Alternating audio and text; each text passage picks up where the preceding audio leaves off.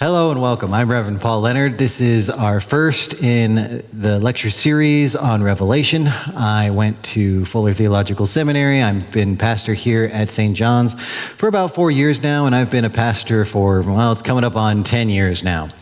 I'm a rather boring guy, which is why I find it fun that I can make a very radical claim for today's series, because not too many people would tell you that they're going to give you a series on Revelation, and before they even open the book, we're going to challenge and change your view of the entire Old Testament. I'm also going to probably transform your idea of what the faith once delivered to the saints actually is. 3, we're going to challenge everything you ever thought about why the book of Revelation was controversial. And 4, just for fun, there's a reason I've dragged my feet putting this video out here. Yes, this has massive implications for the North American church and how they typically view Revelation, and also how the political side of evangelism is acting really is inconsistent with what the book is talking about. And we're going to dive into all of those topics and more on today's lecture and later. I like to listen to YouTube videos, not necessarily watch them, so I decided I had to start somewhere, and this is where we're starting. So we'll add in some visuals over here, hopefully, but the main thing is this is a lecture, and I'm going to try to keep you entertained just through that, like a podcast. So let's get into it. So, the book of Revelation, cue the fire. You have the whole world getting destroyed. You have meteors falling from heaven. You have all sorts of big, bloody, and bad things going on. Which is why it's probably a weird time to talk about Christmas and joy of the world and love everybody. And for a lot of people, that's when they turn to Revelation, they get that sense of there's an incongruity here. You have your normal, quote-unquote, Christianity that's peace, love, and all that sort of stuff. And then you have the back-of-the-book Christianity, where everything is getting destroyed. But Christmas is actually a good thing to reach for here, because when we're talking about Christmas and we're talking about all the Bethlehem stuff, people would look at you funny if you brought up commercial Christmas. If you were like, hey, wait a second, when did Santa get there? Was he between the shepherds and the wise men? And we know the difference between commercial Christmas and religious Christmas. And we know that commercial Christmas is a lot of money. It not only makes films and movies and videos and all that other stuff, but even for the church. I like to remind my congregation that Christmas Eve is the one Sunday out of the year where people are actually looking for a church. I think that's why it's sad when congregations let the candlelight services go or don't make them broadly available, because there's an appetite for that sort of thing and there's a commercial intent. But I bring that up because Revelation is actually the same way. The pop view of Revelation is big business. Every year they come out with movies about the world being destroyed, about demons fighting with angels, about the Antichrist, and all sorts of things. And that's not just in church. I mean, that's not just out of church in the world, it's also in church. If I was a traveling evangelist and I wanted to fill a lecture, I can trust you no one is going to show up to Revelation. It is a boring book just like the rest of them. You're going to come to Revelation, why it matches my life, my experience, and gets rid of all the people I don't like, and is scary and exciting and fun and all that. There is a lot of commercial intent in and out of the church just on the book of Revelation. And just like you'd say taking Santa and commercial Christmas into religious Christmas would be wrong, I'm going to challenge you for the course of these lectures to try and keep commercial Revelation out of the religious book of Revelation, because we're gonna really challenge a lot of the concepts that would normally come with that. First off, being the idea that Revelation is even a controversial book due to that kind of imagery. It's almost commonplace, because it sells all those movies, that Revelation has hidden meanings, that there's some sort of way that if you read it, you'll find out who 666 is, and you'll find out who the Antichrist and all these other characters that are floating around in your imagination probably are. But if you dive into the book, you'll find that the word Antichrist doesn't even exist in the book of Revelation. Go ahead, pause it, Google it, I'll give you a second. It's only in the books of 1st and 2nd John. Also, When we talk about the end of the world, we conceptualize that having seen all the movies. We've seen the special effects as the Death Star blows up the planet. People back in the first century had not.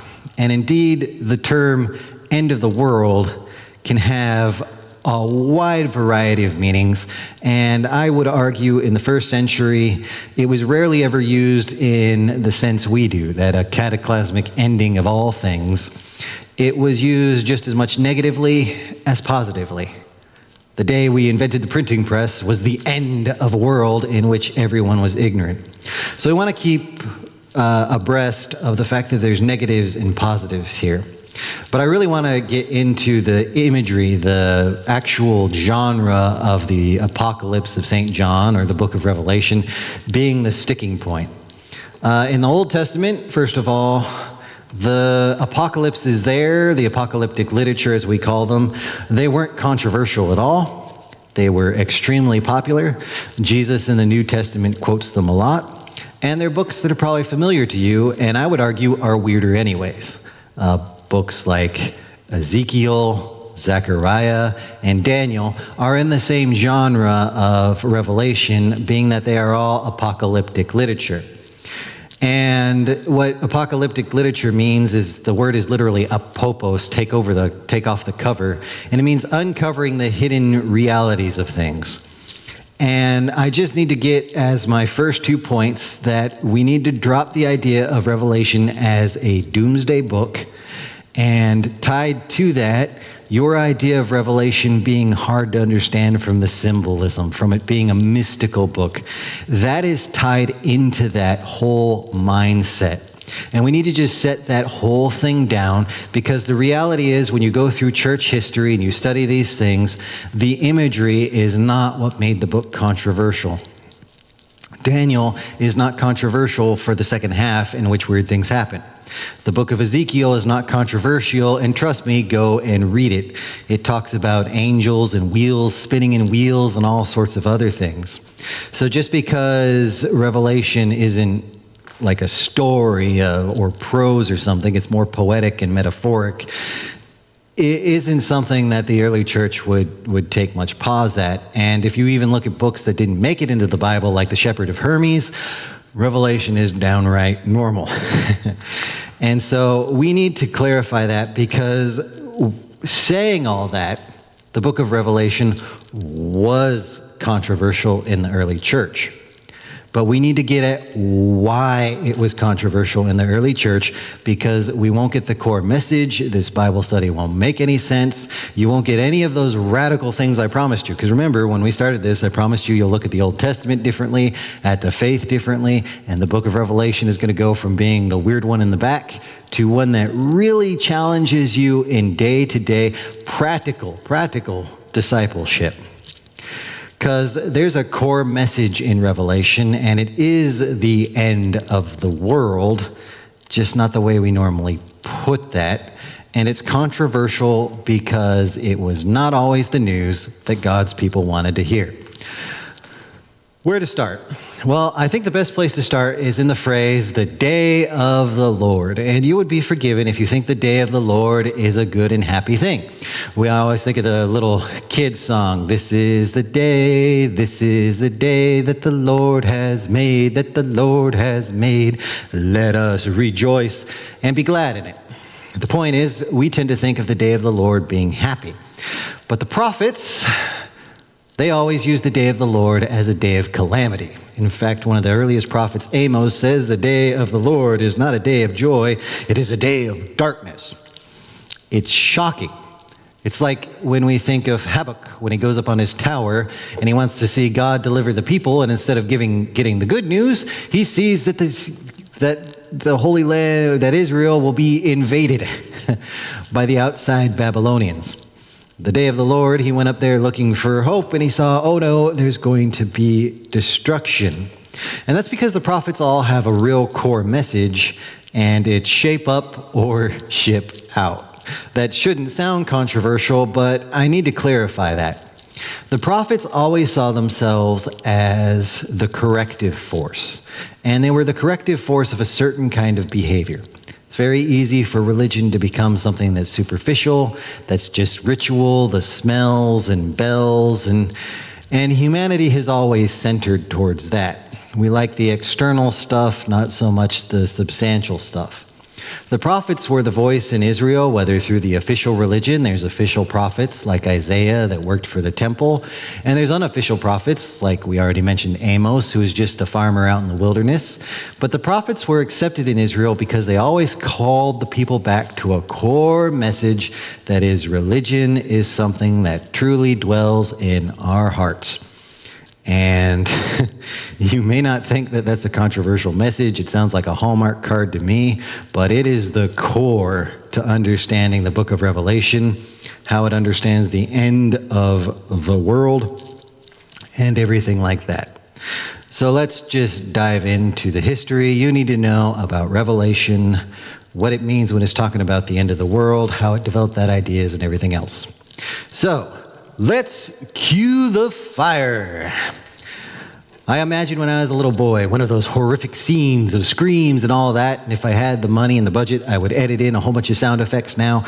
But I used to get in trouble when I was in about 4th, 5th grade for making little army men in the margins of my notes, and the army men would do all sorts of violent things to one another. And when we're talking about the book of Revelation, we are in view of an event historically that went a lot like those things a kid might scribble in the side of their notes, but it is not during John's day. It's not during Jesus' day. It's not far off in the future. It's 500 years, well, more like 600 years, before John even wrote the book of Revelation. That is when the world truly ended for the early Hebrews, because it is in around the year 600, because it's a nice round number, that the first temple fell. Now that is important because history doesn't repeat, but it often rhymes. And Revelation is written in somewhere between 70 and 90 AD. I'm not going to get into a dating debate, but it's written somewhat in response to the second temple falling. And you're just silly if you think that the first temple and second temple falling are going to have nothing to do with each other. And indeed, we need to look really hard at the first temple's destruction, and actually a little bit ahead of it, because it is the key to understanding your Old Testament in a way that you've never understood. And I have to give it to you because otherwise Revelation makes no sense. So let's just hop into it. So the first temple's destruction, or let's go a few moments ahead of that. So 150 years before the first temple was destroyed, an empire named Assyria destroyed the northern kingdom of Israel. Most people are not going to stay up awake at night wondering, oh my goodness, why did I never learn the geography of the Middle East or the intricacies of First Temple Jewish politics? That's fine. All you need to know is kind of like America, there was a north and a south, but unlike the American way of framing it in the Bible, Judah, the southern kingdom's the good guys, Israel, the northern kingdom, they're kind of the scrubs and the bad guys. Well, Assyria, 150 years before the first temple fell, had wiped out the northern kingdom. And Assyria is like the definition of bad guys, of empires. They pretty much inspired Dracula with the whole impaler thing. They inspired all the later empires that would do ethnic cleansing, because the Assyrians would come in and forcefully deport people, change your language, and do all sorts of horrible things like that. And they just unleashed a wave of destruction as their empire expanded all across the Fertile Crescent, even got down to parts of Egypt, and they just were wanton destruction. And Israel got wiped out during that, and the people got forcefully deported and everything like that. But the southern kingdom of Judah miraculously survived for 150 years. And we need to realize that 150 years is there, and it's in the southern kingdom of Judea, because it's really there where the Jewish identity, that the Hebrews are the Jews, that Israel is Judea, that's really where that identity started to form. But we need to be sympathetic here because, yes, they survived the They survived the Assyrian invasion, but it didn't mean life was easy for them after that. In fact, after Assyria fell, many other empires arose, and one of them would become the ultimate bad guy of the Old Testament that Revelation is going to use to name its ultimate bad guy, Babylon. And Babylon started to seriously culturally stress Judea. The Jewish people were under immense stress as they tried to form an identity to compensate for Israel being destroyed, but also as they tried to resist all the cultural programs that Babylon now in turn, like Assyria, was trying to run on them. That we read in the Old Testament about syncretism. That's when one religion is melted with another. And we hear about how high-ranking people in Jewish society were selling out to Babylon. They were building idols, and Ezekiel says the Babylonian idols were even in the Jewish temple. There was linguistic stress, so they're trying to get people to speak their language and do business in theirs. There's the taxes that I'm sure Babylon took from everybody in Judea, so the whole economic system is stressed, and that just needs to be understood because during this time of stress, there became a stark political issue dividing Judaism that is going to remind you a lot of the New Testament. It's going to remind you a lot of when the church became the official religion of Rome. It's going to remind you a lot of the Reformation, and it's going to rhyme a lot with today. And we can get into this by an interesting story from the book of Jeremiah. Now, in the book of Jeremiah, we have the hint that we know Jeremiah is the true prophet, but Jeremiah shows up to a debate wearing a giant wooden yoke. And the whole point of it is he is telling his people that, yes, we are suffering under Babylonians' captivity, but if we bear the yoke with patience, God will see us through. The other side of the debate, led by the prophet Hananiah, didn't agree with that. And indeed, Hananiah smashes the yoke off of the prophet Jeremiah and throws it to the ground and says, in 2 years, likewise, we will cast off the Babylonian yoke. So we have in these two prophets, Jeremiah, who doesn't really seem like the nationalistic, prideful side. I mean, he's telling his whole people, yeah, life is bad, put up with it, and we'll get through it. And then you have on the other side Hananiah, whose argument is, we are God's chosen people, he will never let us suffer defeat, and we just need to have more faith.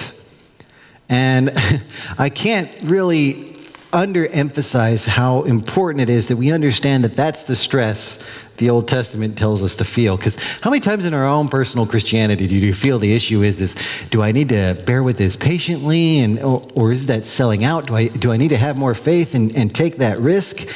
And we need to be sympathetic to these historical figures because they were living it on the ground. We've got the 20/20 hindsight. They were in the middle of it. But it's important that we dive into this, and I'm going to stereotype it. I know this is a little rough, so even though I'm being sympathetic, I'm going to just make it black and white so it's easy to understand. In these two debating prophets, you have on the first side Hananiah, and he represents a sociological, ethnic, nationalistic view of Judaism. Basically, that idea that I am born a Hebrew, I was raised a Hebrew, we're God's chosen people because he set us apart. And you can add to that, because whatever Hananiah's motivations are, there's the people who listen to him and what dwells in their hearts. So Hananiah would be likely supported by people who took a lot of pride in being Jewish. And actually, probably like today, they were the religious conservatives who thought that all this Babylonian influence coming in and erasing them was a real threat. Hananiah represents a lot of what even I, as a Bible-believing Christian, feel is that mixed bag of religious conservatism. But we're going to just shoehorn Hananiah, because it's easy here, and make him an ethnic nationalistic view. So remember those people Jesus said, hey, God could just pull sons of Abraham out of those rocks. They were talking to people like Hananiah.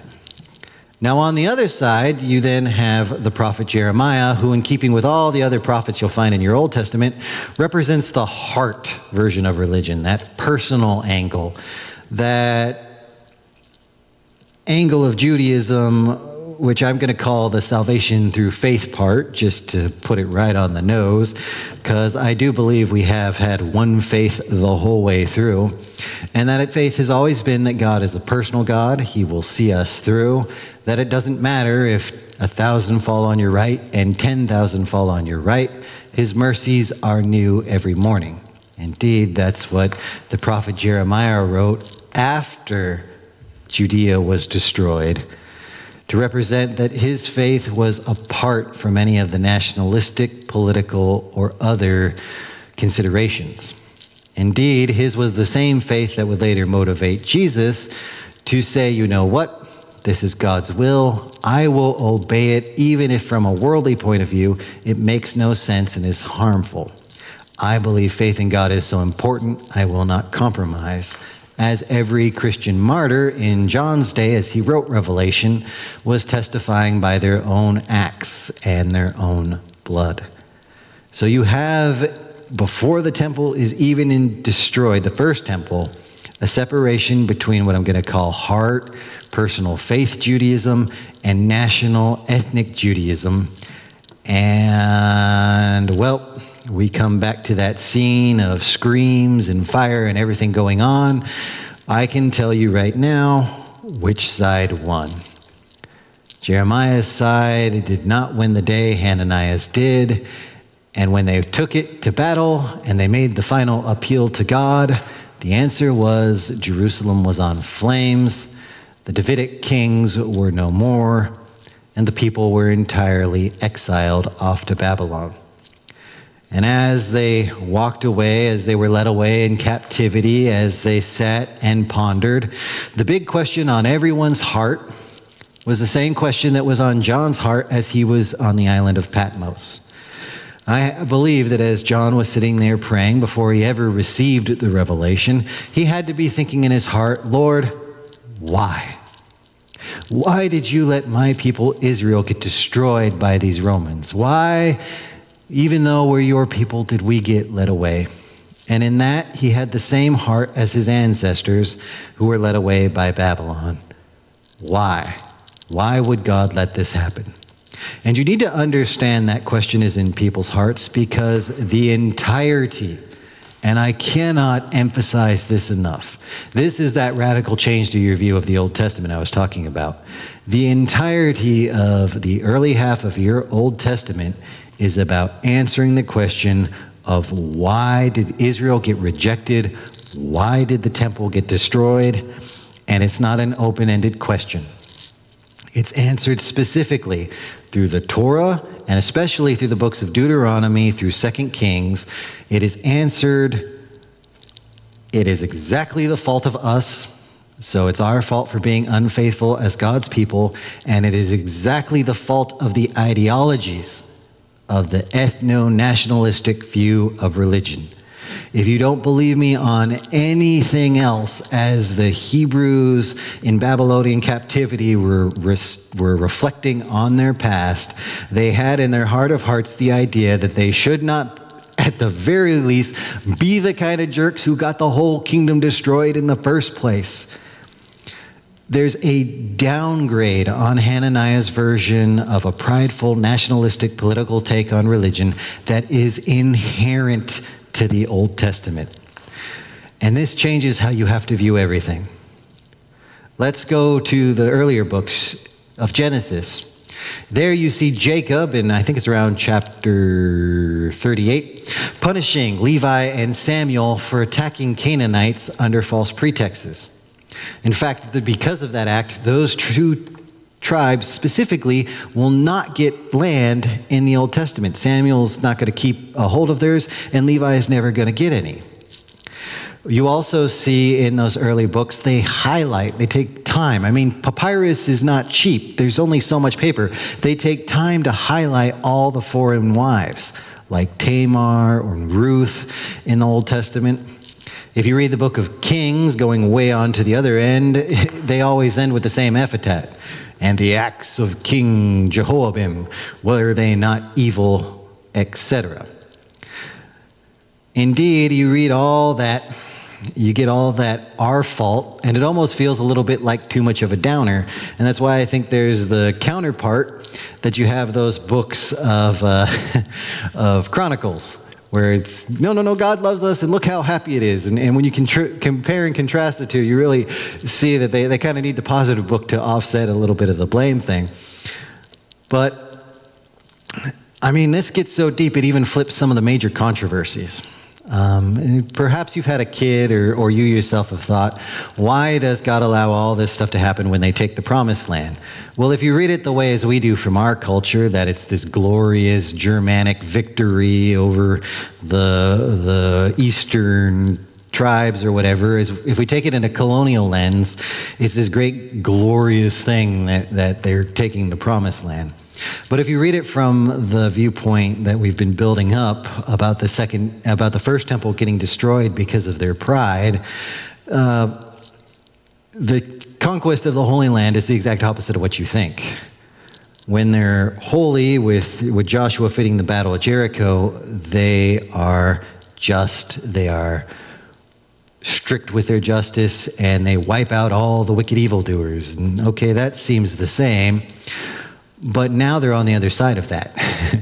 They've been unjust. They've been the evildoers, and someone has come with extreme prejudice and wiped them out. Indeed, if you read it from the colonial viewpoint, you always think, why did they leave survivors in Cana? It's almost like there's a trap in there where you think, oh, if they'd have just wiped out those tribes, things would have gone better for them. But the reality is now they're on the other side of that. They were the wicked people, and Babylon wiped out most of them, but left some.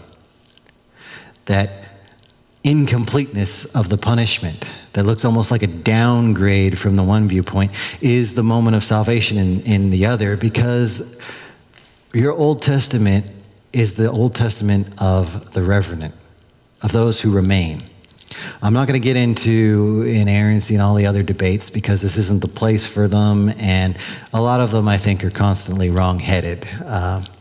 I believe the Holy Spirit constantly inspires Scripture, and we argue a little too much about what happened when it was first written down, but the Holy Spirit's been active through the church ever since. He's been preserving the thing too. But anyways, that's this whole thing it's getting to. But what I really want to get at is, just as your Bible wasn't written as like a Bible and a book, here you go, it's 6 different books and we put it together.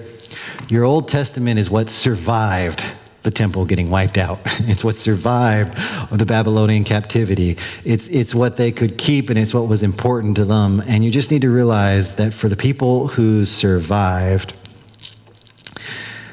it was very important for them to leave a message that faith was something of the heart, and it was not something about ethno nationalistic pride. But that's good enough on its own. History kept going, and indeed, we see very early on, even in the other part of the Old Testament. So that got your Old Testament up to 2 Kings. There's still those little books left, like Nehemiah and everything. And you see that when they came back, it was mixed. Because let's face it, you can't talk about a religion of the heart unless you do have some sense of being a tribe, of being a people. And that's why it's hard when we stereotype these things, because I don't want to make one side too strongly the other. I wanted to make it a live conflict, because indeed that was a conflict when they came back. We see in the books of Nehemiah and Ezra, we even see how this conflict was messy. So to make a long story short, after the first temple is destroyed, Babylon gets conquered by Persia. Persia educates a whole bunch of Jewish leaders who are now smart, educated Persians. There's city people. They grew up in like New York, and now they move back to the Kentucky of Israel, and they try to clean up the mess the same way anyone coming from a big city coming to a rural situation will, with it being sloppy. And what we see in the book of Nehemiah and Ezra is, because the Jewish people that had lived in Babylon had to be insular and had to be a colony, they come back with much stronger senses of what it is to be Jewish than the people who just stayed in Israel that weren't important enough to cart off to captivity, and they clash heads. Indeed, in the book of Ezra, chapter 9 and 10, we see just how bad this clash is. So in the Torah, Levite marriages, and that's a bit of an issue here, are tighter. Levites, because they're priests, have to marry in their same tribe. But the Torah had rules for foreign wives and for you to marry someone who wasn't Jewish, and that's why there's all those stories in the Old Testament of that happening. But in Ezra, they make the decision that to keep the Jewish bloodline pure, they're going to force all the men to divorce the women that they're already married to. They force them to set those wives aside, but then they go even a step further. They take those children that are already born and strip them of their standing in the tribe. Now, there's nothing in any of the Torah scholarship or laws to allow you to strip a Hebrew of his Hebrewness. Even in those situations where the child's not exactly planned, like in Tamar, it's still, in Genesis 40, that kind of fun story with Jacob and his daughter-in-law, it's still their child. And these are married, so there's none of the impropriety there. So these are kids born into marriage that are just set aside based on nationalism. And there's even a response in the book of Malachi that shows the prophets were not exactly happy with how everything is going, because I think that in Malachi chapter 3, where it says, "I hate divorce," the prophets are taking a pot shot. And I really need you guys to just understand all this, and you might be like, what does this have to do with Revelation, Paul? I'm building up towards it, because you can hopefully follow where I'm going with this. We have the nationalistic religion on this side. We have the religion of the heart on this side. The religion of the heart is actually the one that won when your Old Testament was written. I cannot overstress that enough. But as they came back to the promised land and as history went, the national ethnic needs and impulses got stronger over time. Indeed, you then bring that up to Jesus' day, where what do we find? The argument is, this is the Messiah of the heart religion, the Messiah who suffers everything in quiet faith, or is the Messiah the ethnic warrior son of David who's going to cast off the oppressors with the tool of worldly violence? And indeed, that is not only the controversy of the Old Testament, it's not only the controversy of Christ and his crucifixion, it is why the book of Revelation was controversial to the early church. Because what they were worried about is, I'm going to argue through this whole class that Revelation is against this viewpoint. But what they were worried about was they didn't want people to take the book of Revelation with all the imagery and fighting and think that it meant Jesus was ultimately on the side of the ethno-nationalistic state. Because think about it. If you take the pop view of religion, the pop view of Revelation, the way we always do it is Jesus, the warrior Messiah, and everybody dying, you end up almost creating the impression that, you remember that whole cross thing that Jesus did? That suffering and dying, the forgive them for they know not what they do, all those parts about Christianity where lay down your cross and follow him, you know, the actual difficult religious of the heart stuff that requires you to do some sort of commitment or anything. If you take that, well, Jesus didn't really mean the cross. That was just for then. But when he comes back the second time, he's going to be exactly like the king we wanted at Palm Sunday this time. So he didn't really mean it. That's why the world makes big bucks selling you the view of Revelation that you're all so familiar with. It's why it ends up in so many pulpits being preached without a critical word mentioned against it. It's why it's what goes through the gossip and rumors of the church that Revelation is about Jesus coming back and being the king that he refused to be the first time. Because the reality is, for God's people, we've still got this same controversy in our heart. Am I born a Christian, or do I decide to be one? Indeed, I'm going to go at you because does Jesus strike you as the kill them all type? But even more than this, I would argue that if you looked at Martin Luther and then you looked at Jesus, you'd see a lot more in common than you think, because Jesus is rejected at Palm Sunday exactly like Jeremiah, because he rejects the idea of an ethno-political take. As I said, his quote is, "God can raise sons of Abraham from these stones." But indeed, I'd even go one further and say Jesus, with all of his Old Testament scholarship, seems to pull out those threads that are so often left. Remember all that? It was our fault because we were too nationalistic and we needed to have that pure religion of our heart. The thing was, we needed to have faith to patiently bear the Babylonian cross and not revolt against the Romans. Remember all that stuff? That's what Jesus grew up, imbibed, and preached. It's why he went at the Pharisees so hard with "You're teaching the teachings of men, not the word of God," and why he harps on the word so much. Because I will tell you this, another, if you take nothing else, the Old Testament is Christianity, full stop, point. Period. End it. All the pacifism, all the nonviolence, all the rejection of ethnic pride, all the love your neighbor as yourself, those are all Old Testament quotes. They're Old Testament concepts, and that's exactly where Jesus takes them from.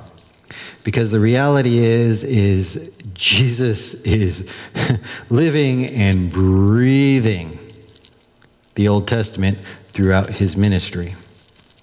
And that's going to become important as we go through the whole book of Revelation, because the early church was cognizant of the fact in Revelation, John is so in this moment that he doesn't have a separation between Israel and church as we would later. He has no idea that Judaism is separated from Christianity as a religion. We're in 90 AD. That doesn't happen till 120. He also doesn't have the idea that there's a different faith, like that faith in Jesus and faith in Jeremiah could ever be something sort of separate, or that Jeremiah's faithfulness and Jesus' faithfulness aren't just the same thing. What worried them about the Old Testament was John actually it takes the opinion, Christians are Jewish, we're just the right Jewish, that he often pumps up Israel so much, it sounds like he's doing the ethnic national thing. And that's just something we're going to have to be very watchful as we get through here, because that's just a misunderstanding of the core of Christianity and indeed Jesus, because we'll go with Jesus. All right.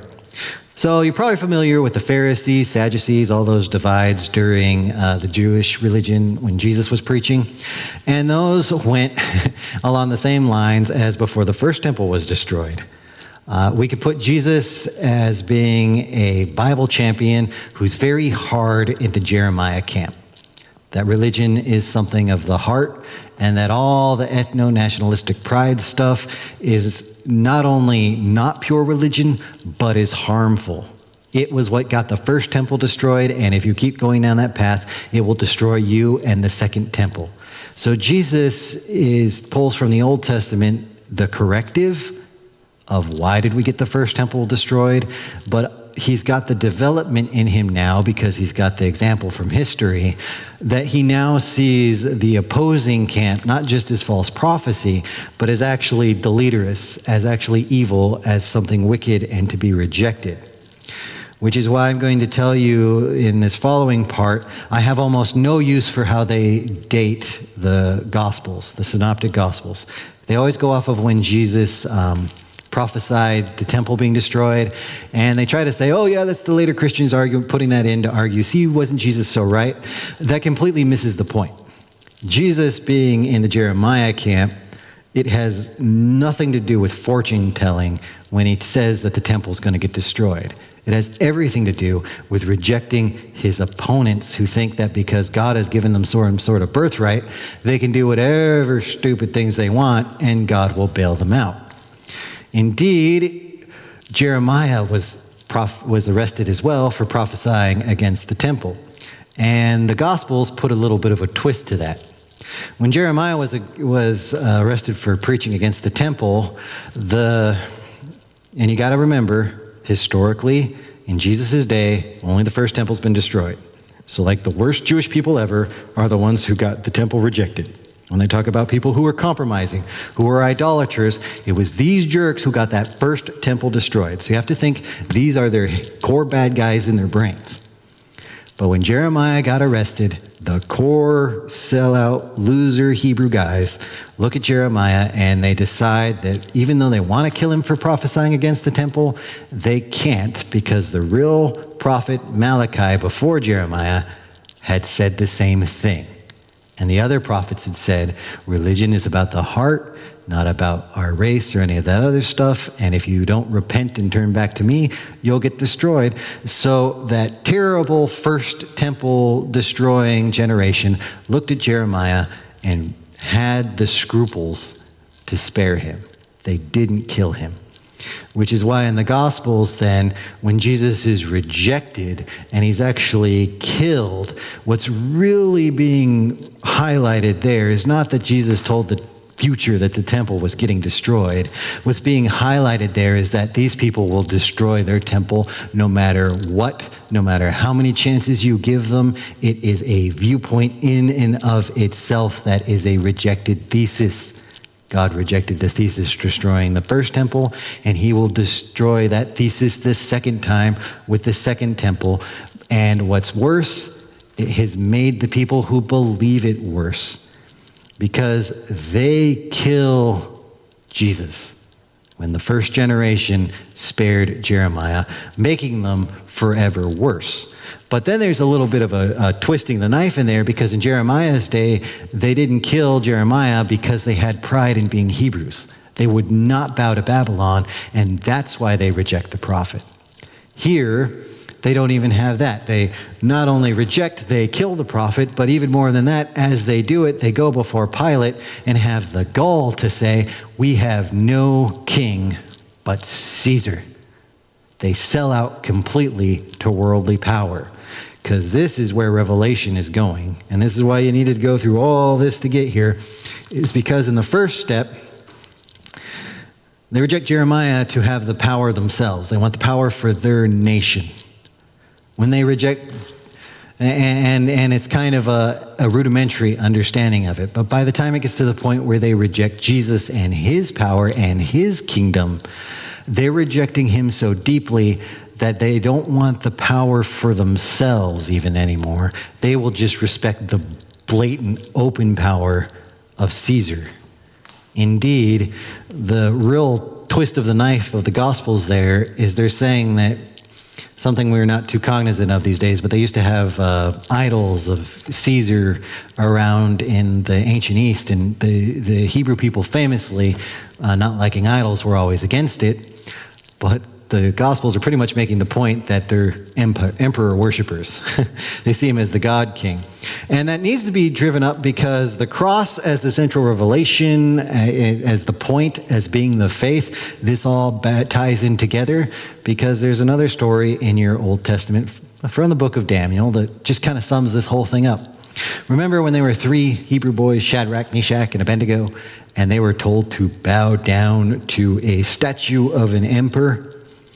And they said, our God can deliver us, but if not, we're still not going to do it. That is way more important than you give it credit. And it's why I could tell you the Old Testament and New Testament, they're the same book. Because Revelation is trying to draw that particular decision to a church that is facing that decision in its daily life. The Christians of John's day were literally faced with the decision: do I sell out to Caesar, the empire? Do I religiously compromise, or do I maintain the faith? Do I give in to the worldly powers or not?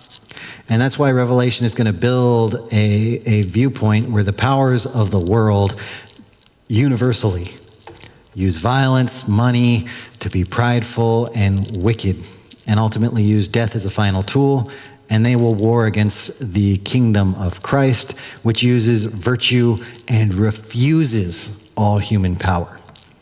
Because as we get into the book of Revelation, the reason why it was accepted, despite the controversy, So they were worried that the book was going to be too, this is going to make people think that, Jesus really is a warrior Messiah, that the cross was just a temporary thing. It's going to make us focus too much. And you got to realize in the early church, they were all Jewish, so they kind of don't have the divisions we do in our modern mindset. But they were like, it's going to make it too much about us being Hebrews. They were really worried about that sort of thing, but the reason they could get over it is because the book of Revelation is going to come down so strongly against worldly human power on this idea of faith that is just going to bowl over all of that. Because that faith of the cross of Christ is basically the I will obey God no matter what. And the definition of faith for the New Testament, and specifically for Revelation and the early church, it really rests on that concept of obedience to God, even if it looks inconvenient or harmful. So I have faith and I will obey God and I will help the poor, even though it looks like I can't afford it. I will just do it because my faith prompts me to do it. I won't compromise and worship idols because my faith doesn't allow it.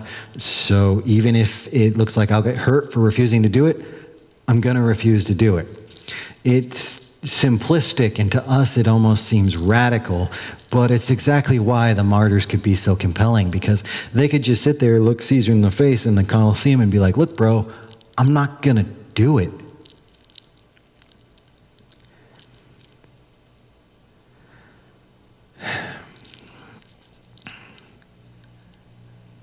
And I mean, that's really the application of Revelation as we get into it, is we as Christians, we come and if we're focused on the worldly way of thinking, and this, let's get application for a second here. Maybe this is a bit of a sidebar, but we tend to think of, if we're thinking in the terms of what we can do as human power, we'll think of poverty as something that needs programs and to be addressed, and we only really do it from a position of strength.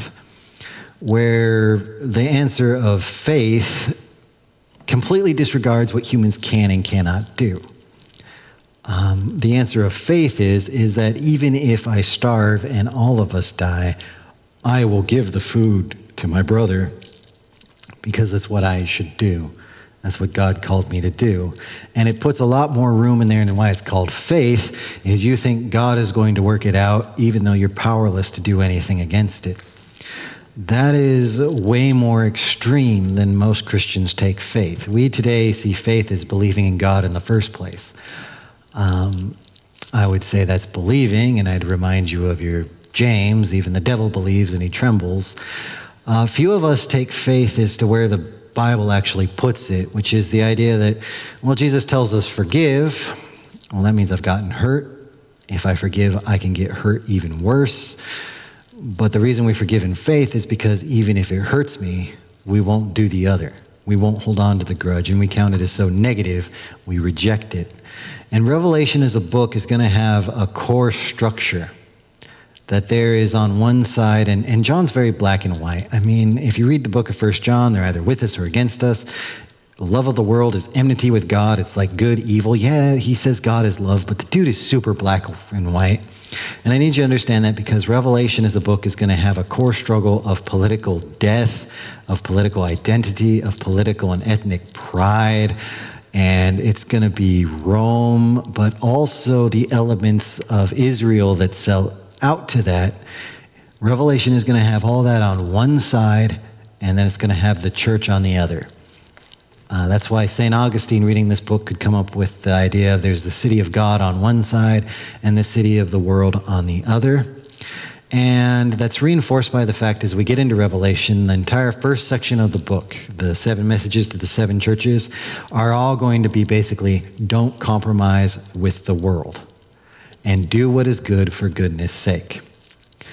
Now, what is also of importance is Revelation is going to take this world system of violence and show how it tries to use violence against the church, and in doing so destroys itself with violence. So this calls out from that Old Testament example. Actually, I'm going to go with Nietzsche because he's the best way to explain this. Nietzsche made a knock against the Christians that almost hit. And sometimes when someone insults you and they're almost on target, you can learn a lot about yourself. And what Nietzsche said was the problem of the first century Hebrews was that they were upset that Rome ruled them. They were upset that Rome was the colonial power and could order them to do whatever. But they weren't upset per se, according to Nietzsche, with the Roman system in and of itself. They just didn't like that they were in charge of it. So what he was saying is they didn't mind the spears and the pokey things as long as it was on their side. But they didn't like the spears and pokey things when it was happening to them. And where we need to be mature as Christians, and we really need to understand Revelation and what Jesus is teaching throughout his whole ministry, indeed the whole Old Testament. And this is going to answer, people ask, well, why do we say thoughts and prayers whenever bad things happen? I'm going to just tell you why they keep happening and where you got to go with it. You have to reject violence itself. Those evils are not necessary, they're not to be tolerated, and they in and of themselves as principles have to go. Where that challenge from Nietzsche pushes you and where you should get is you should realize that it's not just a rejection of Rome being in charge of me. I'm not just upset because I'm not the boss. You need to get upset with the system that Rome is using in and of itself and refuse to use it. And once you realize that, then you're going to open the book of Revelation in a way that you have never understood. And you'll also start to understand the faith once received in a way that you've probably never understood. We can read that story of Shadrach, Meshach, and Abednego refusing to bow down to the emperor. And, well, it's my side, and my side's not going to break because our will's stronger than yours. But you can also take it from a more metaphysical and spiritual point, that those three boys refused the very idea of being an emperor, that they should bow down to any man, or that any man should ever bow down to them. They get these things called principles.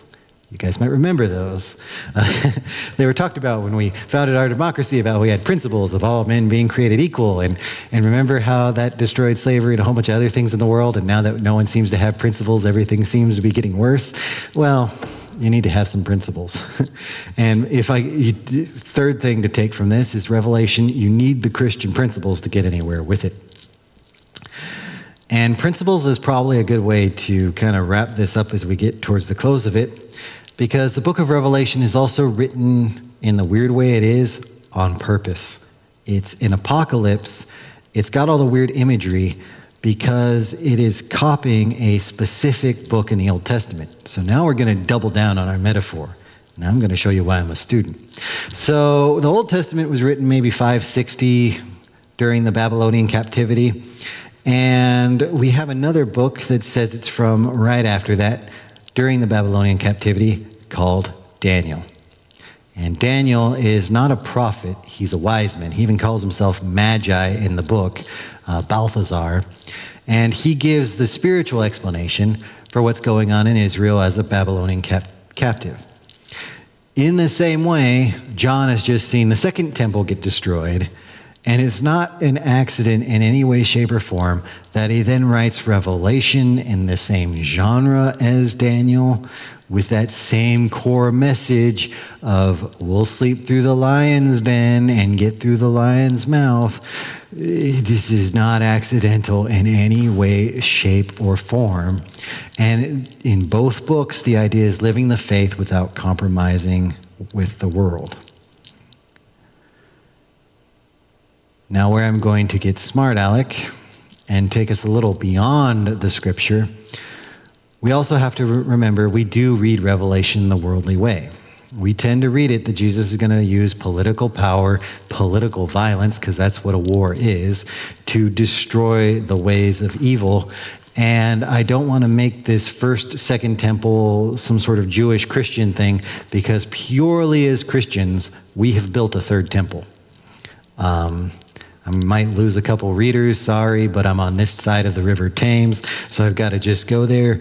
But there was a third temple built when Christianity became the official religion of Rome.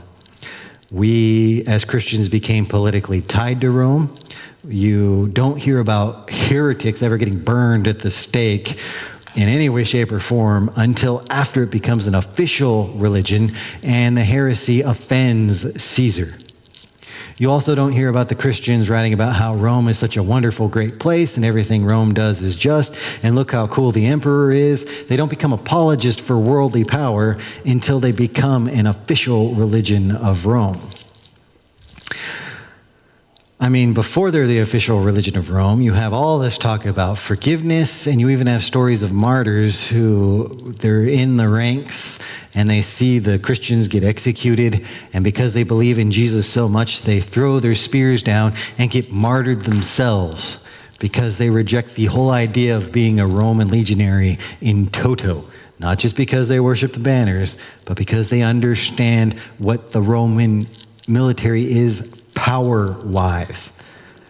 I mean, this is where it gets really radical in the book of Revelation, and this is where you should be getting uncomfortable. There's a reason there used to be a Christian anarchist group in the early 1900s, and take or leave whatever you want with those terms, but this is where they built those ideas from, because worldly power in and of itself, remember John, love of the world is enmity with God, is in a stronger challenge with Christ than we ever really get into. Today's Christianity does not take that very seriously. You just take the fifth commandment, thou shalt not kill.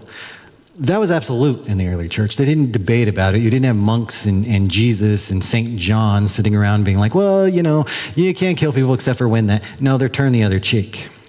It's to us who've been Romanized, who've become politicized, that we go through those rules and look for, okay, when is there the political or the personal justification to then use worldly power? You're automatically a little compromised when you get into it. What we're looking for is ethical justifications, which is where I'm going to get to my radically Protestant viewpoint of the day. The book of Revelation is clear. There is no justification except through faith. There was no justification for Hananiah, the false prophet during the first temple, to think God would save them unless he had the faith that was quiet and patient as Jeremiah's. Then God would redeem the people. But because he didn't have that faith, he had no justification, and he was ultimately rejected. Same way with Jesus. We're justified through his faith, so his faith is the penultimate, and it's weird to talk of him being justified, but Christ is proven just because he holds to the faith and rejects all those things that would corrupt him, the temptation. Because what are the temptations? Bow before me and I will give you the worldly power. Call forth your army to redeem you if my kingdom was of this world. That needs to be held on as really firm, because John has just seen it won, because he's just seen the second temple destroyed. If you want to try to get John's viewpoint on this thing and you want to understand his heart, John has read an Old Testament where the national prideful viewpoint gets rejected and Jeremiah gets held. He's heard this story of Jesus in recent memory where that's been exactly what happened. And then he has just seen Rome wipe out, destroy his people. And that was not a happy thing for him. But he's seen the consequences of taking the ethno-nationalistic viewpoint, and none of it goes anywhere good. So we talk about justification through faith. How is he going to justify his life? How can he make any purpose? How can he answer the why? John has to go to it being religion of the heart, not political power. And I want that to be meant because this is the background of the book of Revelation. Because we're going to have to look at it in a new way that the North American church is largely forgotten. We are a little compromised in the North American church. We did not go secular as Europe did, in part because we like to pray before business meetings, before political events and stuff like that. And our viewpoint is, well, if you add a little bit of God to it, it's not going to be negative. That's why Americans don't understand the Europeans that are like, why mention God? And they get uppity about it. I mean, you talk to Europeans and like you're wearing a cross at the office, they get offended. And the American mindset can't wrap its brain around that because we're like, well, I kind of think of that movie, The Mummy, where the guy's got all the different charms. Americans kind of have the viewpoint of like, well, if you add another one, it's not going to hurt. And we tend to look at things through that sort of lens, and especially our politics and stuff. When you come to Revelation, I have not read many authors try to fill in Revelation, like say this person is this, that, the other thing, without it being a political exercise and trying to pick winners and losers and who you think is politically justified or not. And I want to really focus on this because I want to challenge you. The American church is in broad decline for multiple reasons. But one of the things I want to get us up to speed on is I think the U.S. and the North American church is slowly becoming a fourth temple. We're showing signs that religion is becoming an identity, that I identify as Christian, that it's what I vote. We've come up with Christian ethics that is very much mediated through subjectivity and feelings. Our culture, just as a country, has shifted entirely from 300 years ago, where we were a religious experiment with little government, and we've become a government that's experimenting with having as little religion as possible. And we just need to really seriously take that into account. If anything, a lot of the Revelation studies throughout the last half century have unfortunately sped up the process because they've been about how we're the great chosen ones against the Satan of communism. It's a little convenient. And it's especially convenient when you use that to justify building really terrible weapons. And indeed, I will tell you, even in our streets and our cities, the days and the ways are becoming more violent.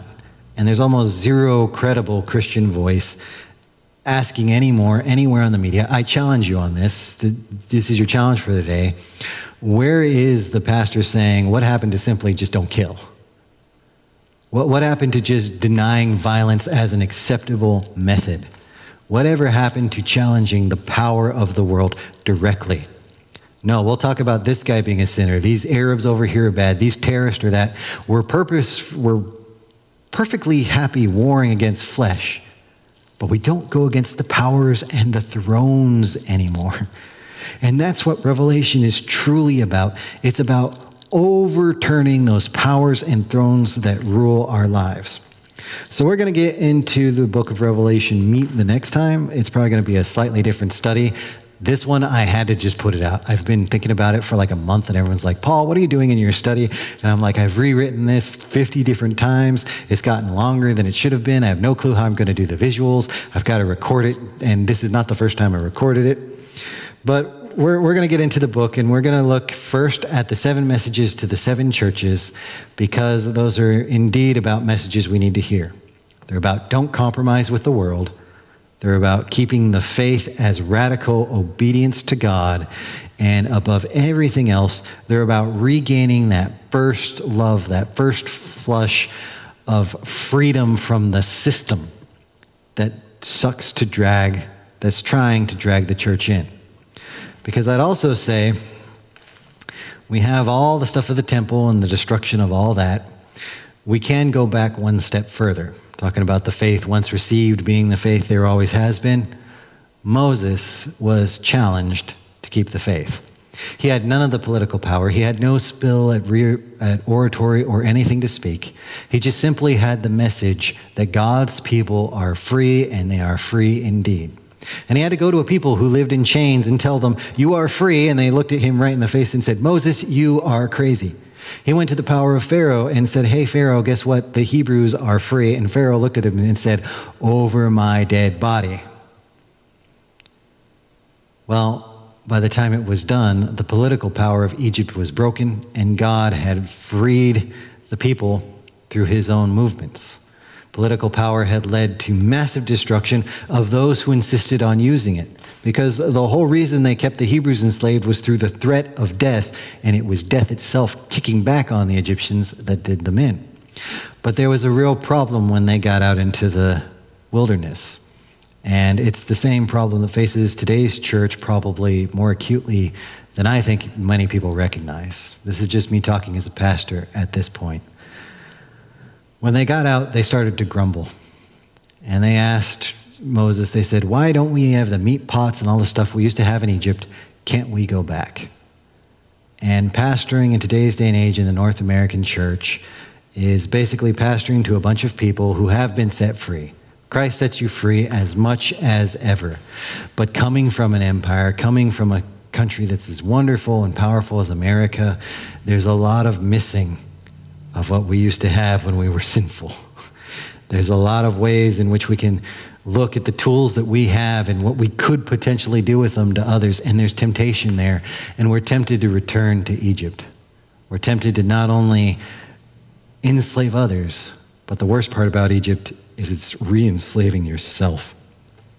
So my hope in teaching the book of Revelation is that you will learn to be free.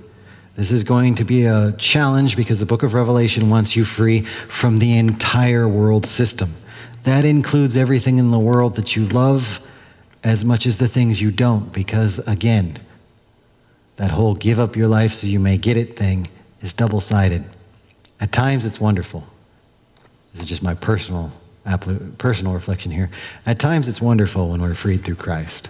We have these things that are weighing us down, and it's what we sing about in church when we're set free. But then there are other times where indeed the word sacrifice actually has the meaning of sacrifice. We have to give up those things we love either because they're harmful or because they're just not ideologically congruent to who we are as God's people. And at those times, it can be very difficult. It's not easy it's easy for a weak man to turn the other cheek. But it's an extreme moment of restraint for a strong man to turn the cheek when he is struck unfairly. And yet indeed, Christ has called us to do just that. Because, well, the flesh would tell us we'd be justified, it would feel so cathartic to just reach out and deliver that whap back. The faith and God in our heart tells us, do we really want to be that kind of person?